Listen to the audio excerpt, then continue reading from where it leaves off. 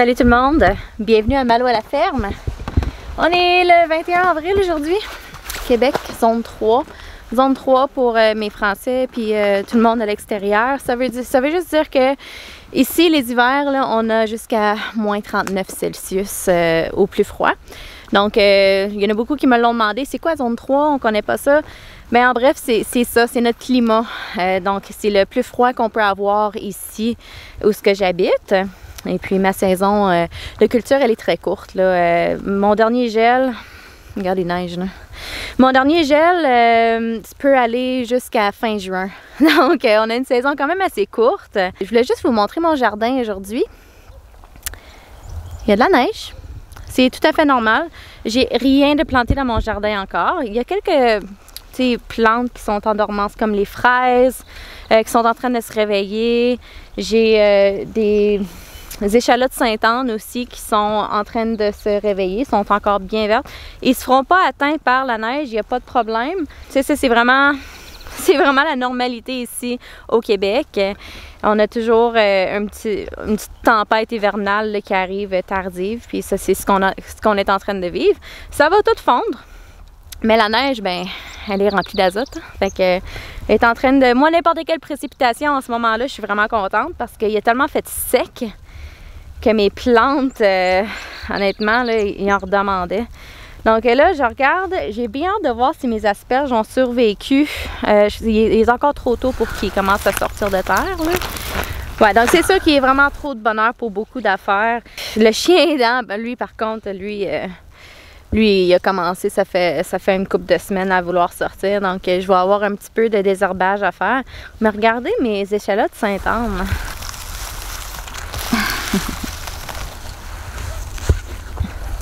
Donc ces échalotes-là, c'est comme un petit oignon là, vivace que je me suis fait donner. Donc ça ici, quand je l'ai planté, c'était un bulbe, tout simplement. Puis ça leur sorti, là, il doit en avoir 1, 2, 3, 4, 5, 6, 7. Il doit en avoir comme une vingtaine autour de la bulbe que j'ai plantée. Puis ça, c'est vraiment juste par négligence parce que honnêtement, je les ai pas récoltés. C'était pour les jeunes. Quand j'ai eu mes 10 adolescents ici dans les jardins, je leur apprenais comment jardiner à la méthode de Jean-Martin Fortier. Et puis, ils sont partis trop vite. On n'a pas pu vraiment les récolter puis les vendre. Donc, je me suis ramassée avec beaucoup d'échalotes Sainte-Anne. Par contre, il y a une affaire que je suis vraiment contente de... Mon ail a commencé à sortir. J'ai de l'ail dans 2 parties de mon jardin. J'ai de l'ail, oh, ici. Donc ça, c'est l'ail que j'ai planté dans mon jardin l'hiver passé. J'ai fait une vidéo là-dessus, comment planter l'ail ici, puis il neigeait. Honnêtement, j'avais les mains dans la neige quand je plantais. Et puis ma voisine, je lui ai cédé une partie de mon jardin parce qu'elle voulait se partir une petite entreprise d'ail. Et puis son ail est vraiment, vraiment beau. Fait que je vais vous montrer ça.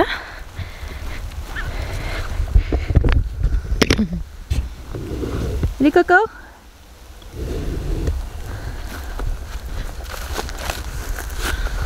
Regardez-moi tout cet ail.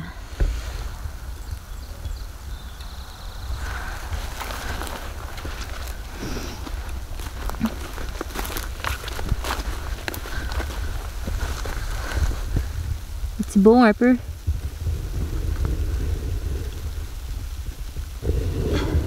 Regarde mon beau gringo. Mes chevaux sont dans la neige aussi. Il a un abri, mais il préfère être à la neige. Il aime ça quand il... Je sais pas pourquoi. Il aime ça quand il fait pas beau. Donc j'ai monté ici une structure avec mon chum, Benoît. Je dis mon chum parce que c'est pas mon mari encore. On était censé se marier l'année passée. Puis avec le COVID puis tout ça, ben on a juste tout mis de côté. Donc on a monté ça l'autre jour. J'ai un petit clip de ça, je pourrais vous le montrer.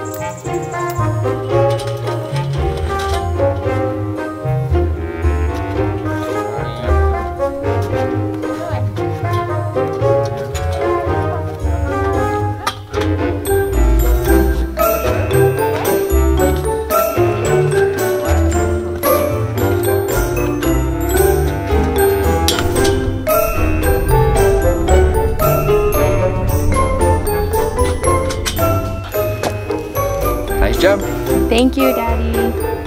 Oh my gosh, I never thought of calling a man Daddy.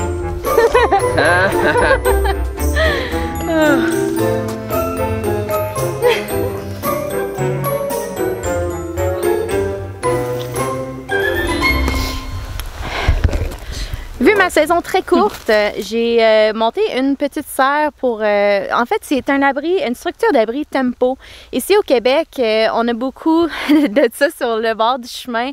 Dans les villes, les gens, ils ont pas de garage. Fait qu'ils vont monter un abri comme ça, puis il y a une grosse toile qui va par-dessus, puis ça fait comme un garage temporaire pour l'hiver.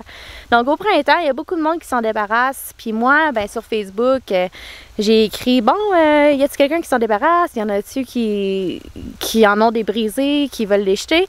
Ben, je me suis fait répondre, puis j'en ai eu plein, fait qu'on l'a monté. Ça, c'est comme 3 structures d'abri tempo montées ensemble parce qu'à un moment donné, avec les années, ils s'usent. Donc, je suis vraiment contente. Je vais avoir un plastique là-dessus. J'attends juste la soumission. Cette année, les choses sont en train de disparaître très rapidement. Donc, si vous voulez un plastique de serre au Québec, si vous êtes au Québec, commandez-les tout de suite. Parce qu'il y a des places même où il y en aura seulement disponible qu'au mois de septembre. Donc, dépêchez-vous si vous voulez vous monter une serre. Chez nous, c'est vraiment un must, on n'a pas le choix. Et puis, il y a aussi cet été que je vais documenter. On va se fabriquer une serre. On a un moulin. Je ne sais pas si vous voyez en arrière.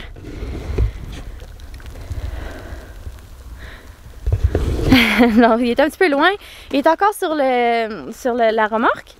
Sauf que nous autres, on va commencer à scier du bois qu'on a sur notre terre parce qu'on a 200 acres. C'est très, très, très grand. Et puis, on veut se bâtir une serre ici sur la façade sud de la maison. Donc, elle va être 4 saisons. Et on va essayer de faire qu'on puisse cultiver dedans l'hiver, avoir un petit endroit là, où on peut s'évader. Et puis, c'est ça, avoir un petit peu de culture cet hiver. Donc, c'était juste un petit update de ce qui se passe aujourd'hui. La neige, ben, c'est un petit peu féerique, mais bon, c'est normal. Ok, on se dit à la prochaine. Bye!